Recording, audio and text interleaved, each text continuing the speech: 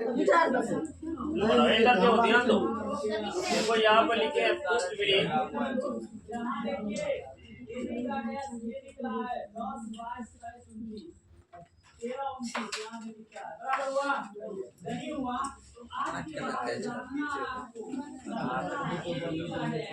चलिए इसको क्या कहेंगे?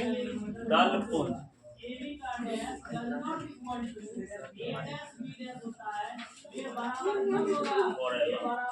पढ़ा लिया है सब? वहाँ पे पता था तरीका है नहीं होता।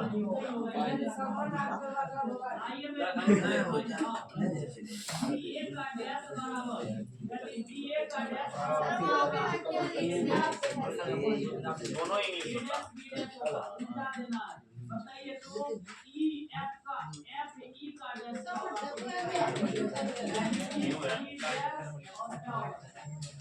ये आपको ध्यान रखना है। लड़का क्वेश्चन ऐसा बराबर होगा कोई फर्क नहीं पड़ेगा। दोनों में सेम ही आप लोग नहीं समझे इक्वल मैट्रिक्स देगा समझे बात को। दोनों में सेम ही रहेगा तब तो कोई फर्क नहीं पड़ेगा। दोनों बगल सेम ही रहेगा तब फर्क पड़ेगा। हाँ जी इससे पहले आपको बताना है यदि ए एन जी समानांतर हो तो ए बी बराबर सी ए होता है।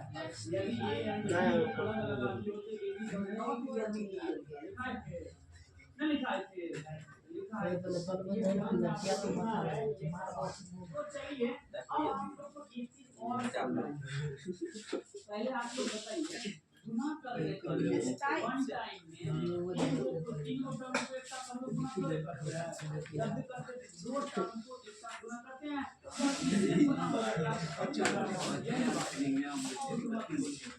कितना बोल रहे हैं? तीन गो टर्म में यदि है चार गो टर्म पहले दो गो टर्म को एक साथ करते हैं।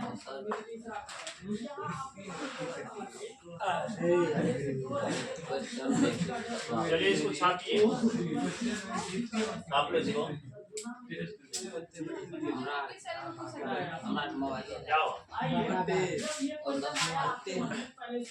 लेकिन बनाओ ना बनाओ किसी तरह से बना लेंगे सर फूल से छाप ऐसे दीजिए सर क्लियर दे देगा ये बी एक साथ देगा या बी सी एक साथ देगा या ए सी एक साथ देगा क्या क्लियर नहीं दे रहा है? क्लियर दे रहा है ये बी सी एक साथ है ए सी एक साथ है कोई चीज क्लियर दिया है नहीं दिया है लेकिन क्लियर देगा तबे पता चलेगा। जब क्लियर नहीं देगा इसके बाद में क्वेश्चन आया सब सब ऐसे ही आपका मन है ये भी कोई सा या बीसी को लेकिन फ्लैट मोड होने दिया इसको काट देंगे दे ले फ्लैट हमारा मोबाइल के जल्दी सुंदर आवे छे की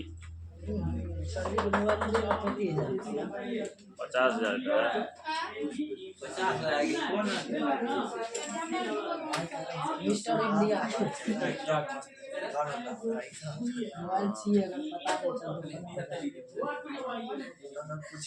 आईफोनों से ही बड़का मोबाइल है। कौन कंपनी वो नहीं मिलता इसका कोई कंपनी है ना अपना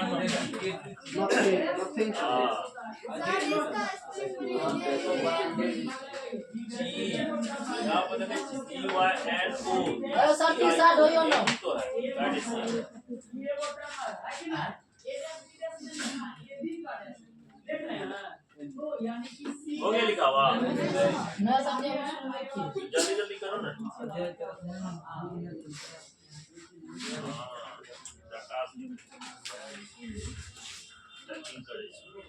अब यहाँ आप लोग का देखिए जानते हैं सर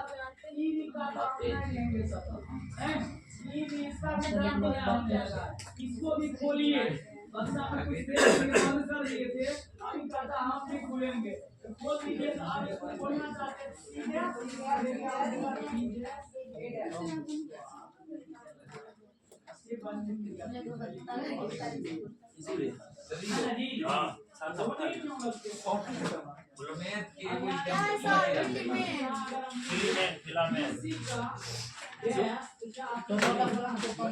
हमने यो बता दिया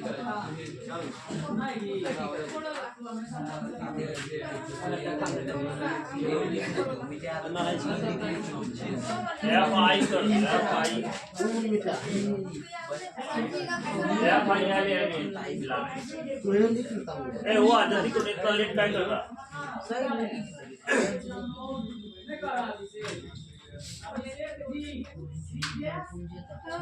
ए फूल के सज में जीवाणु सजिए ना लिखो ना सेम टू सेम नकल कर ऐसा नहीं फूल हमें बना दिया बनाइए ठीक है अभी हम कल खाते हैं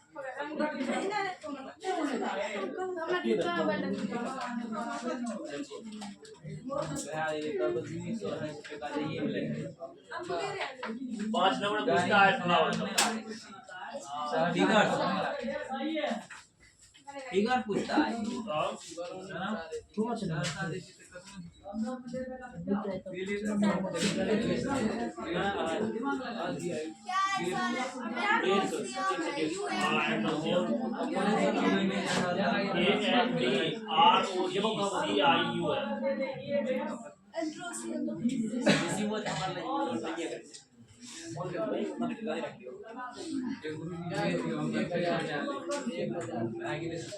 हो गया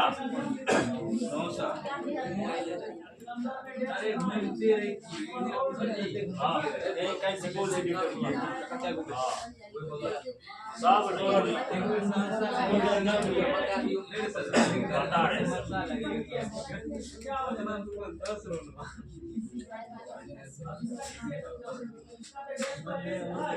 अरे हुआ बिगाड़ सर हो गया था चलो समझो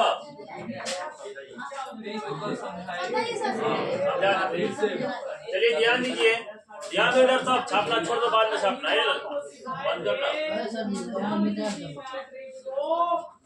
समझाइए हम सब चलिए ध्यान दीजिए देखिए ये पुष्प का जो नीचे वाला डंठल वाला भाग होगा उसको क्या कहेंगे पुष्प वृंत देखिए इसका डिफाइन भी जो आपको बोलना होगा ना तो बोलिएगा पुष्प जिस डंठल के द्वारा शाखा से जुड़ा होता है उसी को क्या कहते हैं पुष्प वृंत या नॉर्मली कर दीजिएगा पुष्प के डंठल वाले भाग को क्या कहेंगे पुष्प वृंत कहेंगे हाँ ये भी है देख लीजिए जैसे ये पुष्प का ये वाला भाग देख रहे हैं साइड से इसको ऐसे करके पकड़े हुए हैं जैसे परपोज नहीं करता है तो ये वाला भाग को क्या कहते हैं बोलिए ये कई जगह बोल रहे जिसको पकड़े हुए इसको कहते हैं पुष्प वृंत ये हरा वाला भाग देख रहे हैं ना इस साइड से इसको कहते हैं पायदल यहाँ पर कहते हैं सेलिक्स क्या सेपल्स कहते हैं उसके बाद यहाँ पर पायदल पुष्प क्या कहते हैं कैलिक्स कहते हैं तो अब यहाँ पर ध्यान दीजिए ये जो हरा वाला भाग है इसको क्या कहेंगे पायदल पुष्प यहाँ पर थोड़ा रंगीन वाला भाग देख रहे हैं इसको क्या कहेंगे दलपुंज कहेंगे अगर पुष्प को कहेगा कितने भागों में बांटा होता है पुष्प को कितने भाग में बांट सकते हैं तो बोलना है 4 भाग में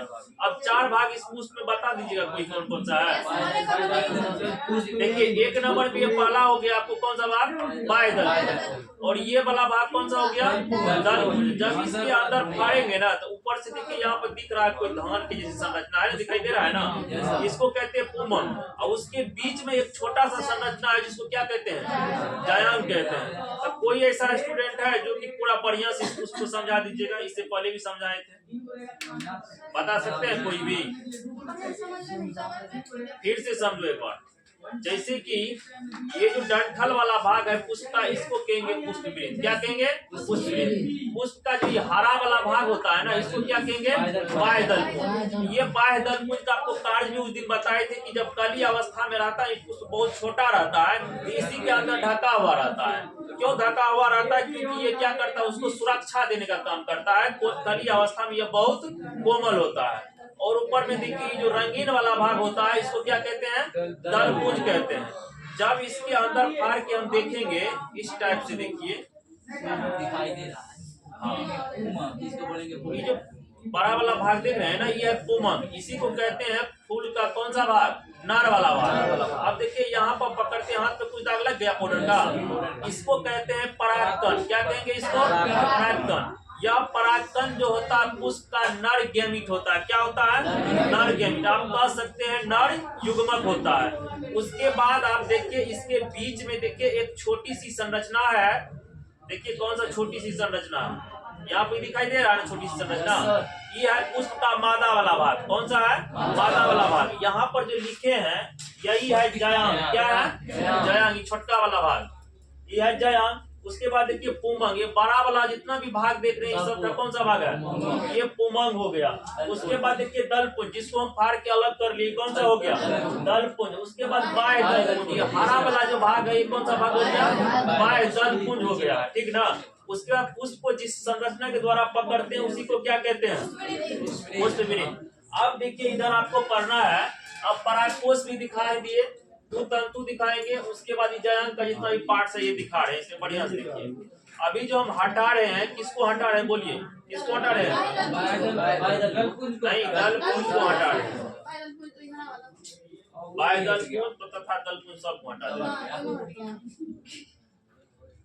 दिए, हटा दिए। ये जो पूरा वाला भाग है, यहाँ पर देखिए नर वाला भाग कितना है? पुमंग 5 ठो है ना? 5 ठो। पांचों को जब आपस में ये पांचों एक साथ रहता है तो इसको क्या कहते हैं? पुमंग कहते हैं, एंडोसियम कहते हैं। किसी भी पुष्प के नर वाला भाग एक समूह में एक ही फूल में अगर रहता है, फ्लावर में रहता है तो उसको क्या कहते हैं? पुमंग कहते हैं। अगर इसमें से किसी एक सदस्य, 5 को पुमंग है, इसमें से किसी एक सदस्य के बारे में अध्ययन करेंगे, एक सदस्य को अलग में इसको अगर हम देखते हैं तो इसका क्या नाम रखते हैं? नहीं, इसका नाम रखते हैं पुंकेसर। पुमंग के किसी एक सदस्य को क्या कहेंगे? पुंकेसर कहेंगे। अब देखिए पुंकेसर का भाग, आप कह सकते हैं पुंकेसर कितने भागों में बटा होता है? 2 भागों में। या पुमंग कितने भागों में बटा होता है? 2 भागों में। ऊपर में देखिए ये जो पीला टाइप का जो कुछ भाग देख रहे हैं, इसी को हम कहते हैं परागकोश। क्या कहते हैं? दिख रहे हैं ना खुला हुआ जो है, पुमंग के ऊपर जो खुला हुआ संरचना है इसको क्या कहते हैं? परागकोश। परागकोश के नीचे जो पतले धागे नुमा संरचना जो देख रहे हैं इसी को क्या कहते हैं? तंतु, या इसको क्या कहते हैं? फिलामेंट कहते हैं। फिर से समझ लीजिए, किसी भी पुष्प के नर वाला जो भाग होता है उसका जो ये वाला संरचना देख रहे हैं, पतला वाला धागे नुमा जो संरचना होता है, इसी संरचना को हम कहते हैं फिलामेंट या पुतंतु। उसके बाद देखिए फिलामेंट या पुतंतु के सबसे ऊपर वाला जो खुला हुआ भाग दिख रहे हैं ना, ये जो खुला हुआ भाग है एक समूह में जो देख रहे हैं, ये सभी क्या हो जाता है? परागकोश।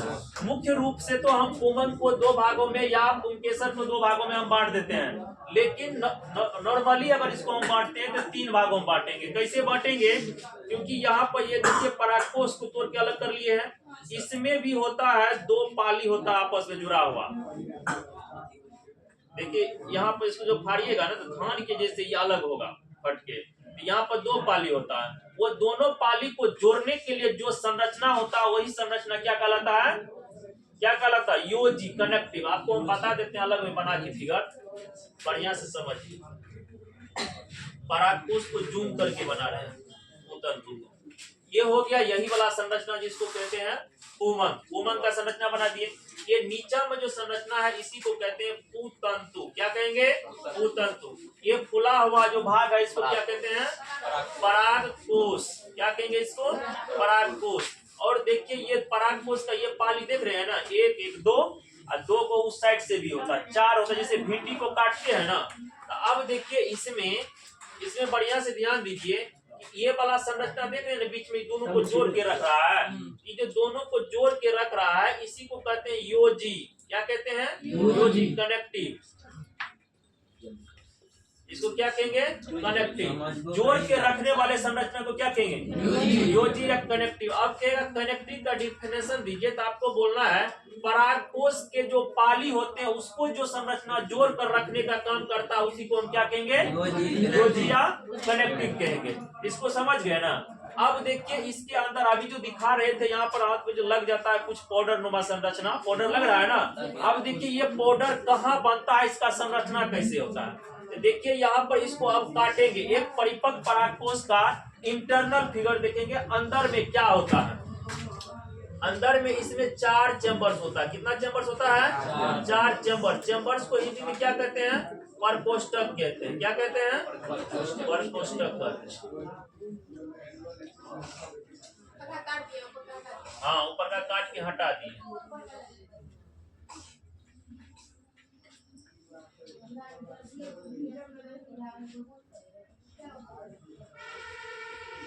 देखिए ये परागकोश जैसे ही हो गया ना, यहाँ पर ना इसको यहाँ से काट दिए, बीचे से क्या किए हैं, काट दिए। तो इसके अंदर 4 गोला गोला संरचना दिखाई दे रहा है। 4 गोला गोला संरचना दिखाई दे रहा है ना। जिस तरह से कि आप लोग भिंडी को काटते हैं, ऊपर वाला भाग को काटेगा तो नोकीला वाला भाग ऊपर में बच जाएगा, बच जाता है। उसके अंदर देखिएगा 4 कोष्ठक रहेगा, उसमें क्या रहता है, बीज भरा हुआ। उसी तरह से परागकोश को जब काटते हैं तो परागकोश के अंदर परागकण का जो अपरिपक्व रूप रहता है, जो परिपक्व नहीं होता है, तो उसको कहते हैं बीजाणु, लघु बीजाणु। क्या कहते हैं, लघु बीजाणु। क्या कहेंगे, लघु बीजाणु। और लघु बीजाणु जिसमें रहता है, इस प्रकोष्ठक का नाम है लघु बीजाणु धानी। क्या है नाम, लघु बीजाणु धानी नाम है। इसको माइक्रोस्पोर कहेंगे, इसको माइक्रोस्पोरेंजियम कहेंगे। समझिए, माइक्रोस्पोर का मतलब, माइक्रो मतलब होता है ना छोटा है, सूक्ष्म। तो अब यहाँ पर देखिए इसके अंदर जो लघु बीजाणु है, माइक्रोस्पोर है, तो यही माइक्रोस्पोर जब परिपक्व हो जाता है तब परागकोश का जो ये संरचना देख रहे हैं, पाउडर नुमा संरचना, इसके ऊपर आ जाता है। ये जो आ जाता है तो परागकण कहलाता है। यही क्या कहलाता है, लघु बीजाणु धानी जब परागकोश के ऊपर आ जाता है परिपक्व होकर के, उसको क्या कहते हैं, परागकण कहते हैं। अब देखिए परागकण नर युग्मक कैसे कहलाता है। अब एक किसी भी ये पाउडर जो है, इसका संरचना हम परागकण का जूम करके यहाँ पर बनाते हैं। हाँ देखिए, इसके अंदर होता है एक बड़का केंद्रक, उसके बाद एक छोटा केंद्रक। छोटा केंद्रक भी 2 छोटे छोटे केंद्रक का निर्माण करता है, जिसको कहते हैं नर युग्मक। क्या कहते हैं, नर युग्मक, मेल गैमेट। इसको कहते हैं वर्धी केंद्रक, वर्धी केंद्रक। और इसको कौन सा केंद्रक कहेंगे, जनन केंद्रक कहेंगे।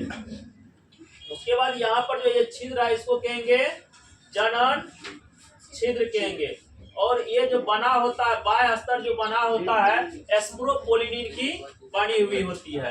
तो अब देखिए यही परागकण, देखिए यहाँ पर ये परागकोश देख रहे हैं ना, यही परागकण, ये जो मादा वाला भाग बीच में जो देख रहे हैं, इसके ऊपर जब ये परागकण ऐसे गिर जाएगा तो इसमें निषेचन की क्रिया होना प्रारंभ हो जाएगा। तो इसके ऊपर में क्या होगा, अंकुरित होगा परागकण, और पराग नलिका का निर्माण करके इसके अंडाशय के पास पहुंचेगा। देखिए नर वाला भाग को, सबको पोमन को तोड़ करके हटा दिए। अब देखिए सबको तोड़ दिए। अब यहाँ पे देखिए बीच में एक खुला हुआ संरचना दिख रहा है, देख रहे हैं ना, इसको कहते हैं अंडाशय।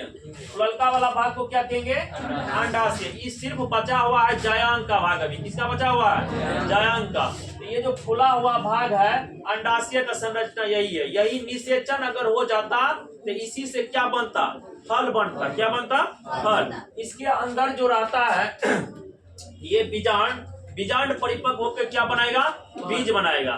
तो अब यहाँ पर ये तीनों संरचना को आप देख लीजिए, अंडाशय का, जायांग के देखिए ये आधारीय वाला भाग, नीचा वाला भाग है, ये काफी फुला हुआ है इसके तुलना में, इसको कहेंगे अंडाशय। क्या कहेंगे, अंडाशय। अब देखिए अंडाशय से थोड़ा ऊपर जाएंगे, जो पतला धागे नुमा संरचना है, उसको क्या कहेंगे, वर्तिका, स्टाइल कहेंगे। अब देखिए ये स्टाइल के सबसे ऊपर वाला भाग, ये स्टाइल का सबसे ऊपर वाला भाग हुआ ना, इसको क्या कहेंगे, वर्तिका। क्या कहेंगे, स्टिग्मा कहेंगे। अब इस सब का डिफिनेशन आपको एक एक करके लिखना है। सबसे पहले आप लोग लिख लिए होंगे कि पुष्प को 4 भागों में बांटा गया है, बाह्य दलपुंज, पुमंग और जायांग। तो आप 1 नंबर में बाह्य दलपुंज लिख करके डैश दीजिए। 1 नंबर में आप लिखिए बाह्य दलपुंज, लिखिए बाह्य दलपुंज।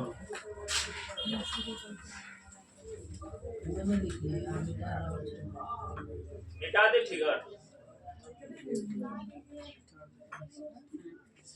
मिटा दे, गिराने दे।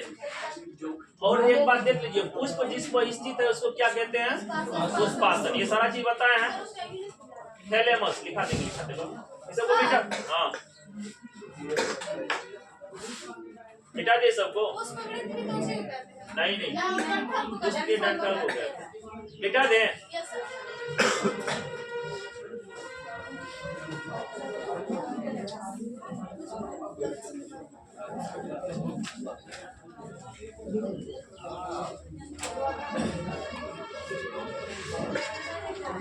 चलिए लिखिए तो एक नंबर में लिखिए बाह्य दलपुंज। लिखिए बाह्य दलपुंज, जिसको कहते हैं कैलिक्स। चलिए लिखिए बाह्य दलपुंज।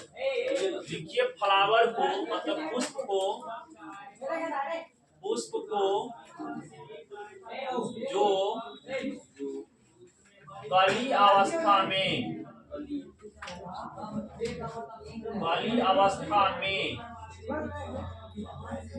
ढक कर रखता है तो उसे ही क्या कहते हैं? बाह्य दलपुंज। तो उसे ही बाह्य दलपुंज हाँ कहते हैं। अब देखिए वो भी लिखिए पैराग्राफ लिखना है। एक मिनट सुनिएगा अभी से। यह मुख्य रूप से सुनिए, आप लोग पहले बताइए क्या मुख्य रूप से हरा होता है। मुख्य रूप से क्या होता है? हरा होता है।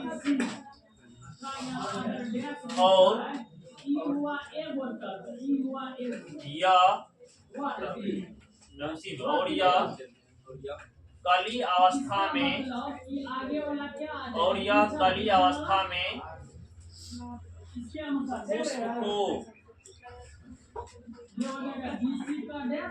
पुष्प को सुरक्षा प्रदान करते हैं।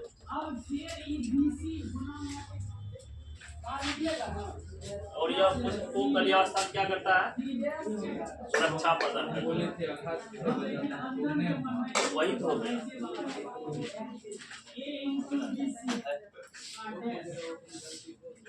दो नंबर में होगा और के बाद और यह कली अवस्था में पुष्प को सुरक्षा प्रदान सर्दी दिमाग में इसीलिए मैं सुन के लिखते चलो। सुरक्षा प्रदान हाँ। चलिए अगला 2 नंबर में लिखिए। हाँ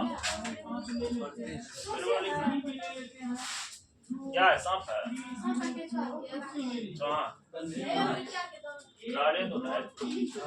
चलिए लिखिए 2 नंबर में दलपुंज। लिखिए तो दलपुंज 2 नंबर में।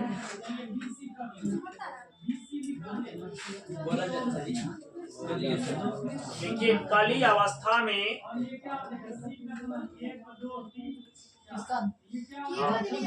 दलपुंज लिख करके डाल दीजिए।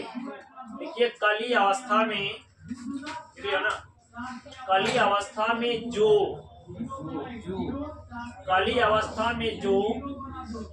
बाह्य दलपुंज के अंदर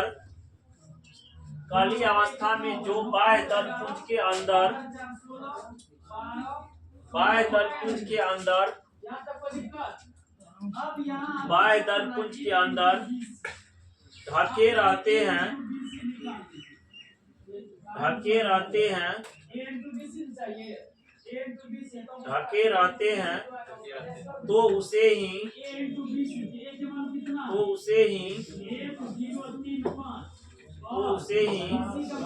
दलपुंज कहते हैं।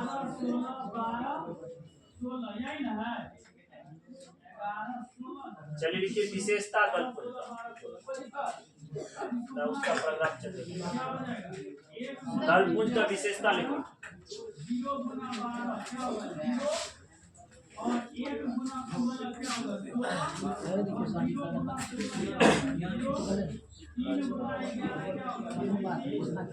मैनेज कर देंगे। चलिए लिखिए तो दलपुंज की विशेषता नंबर 1। विशेषता नंबर 1 दो लिखिए। और 60, 30, 90, 80, बढ़िया तो 158, देखिए यह मुख्य रूप से NHS में क्या लिखा हुआ है? NHS में लिखा हुआ है पुष्पों को A into BC का क्या लिखा हुआ है? पुष्पों को आकर्षक बनाते हैं। यह मुख्य रूप से पुष्पों को आकर्षक बनाते हैं। तब बात नहीं जाता। यह मुख्य रूप से पुष्पों को आकर्षित या आकर्षक बनाते हैं। हाँ देख लिया ना, यह मुख्य रूप से पुष्पों को आकर्षक बनाता है। अगला लिखिए, देखिए बाह्य दल पुंज, नहीं दल पुंज परागकण को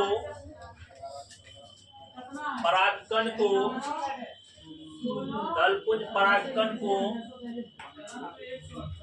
परागकण को क्षति होने से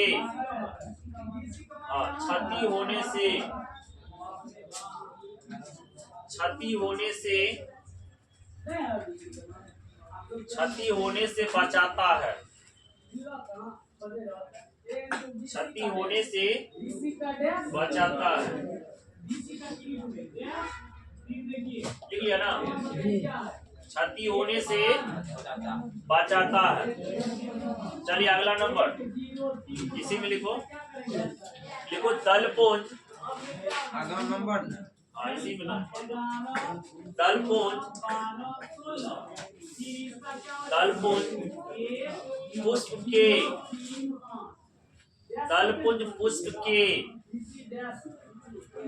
पुष्प के जनन अंग को भी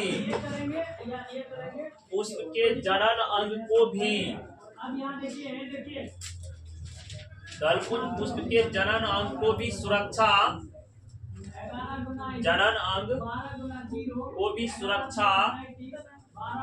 प्रदान करते हैं।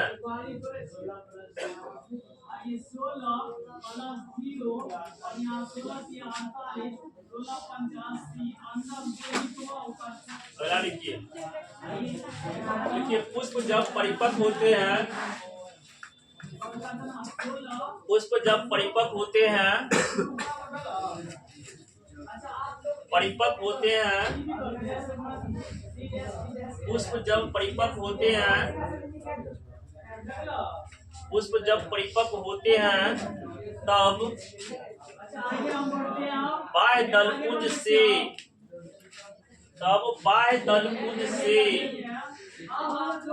तब बाह्य दलपुंज से धीरे धीरे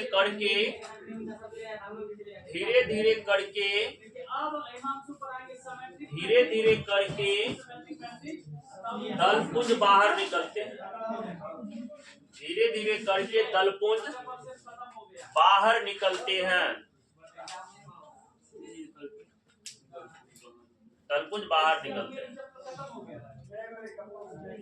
लिख लिया? हाँ बोलिए। हाँ विशेषता कौन सा हो? चलिए अगला लास्ट नंबर लिखिए। अगला लिखो। हाँ ये लिखना है दलपुंज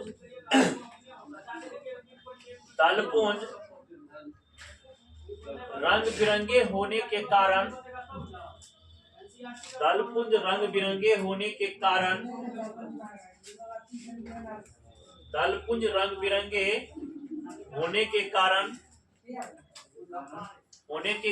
भौरों तथा कीटों को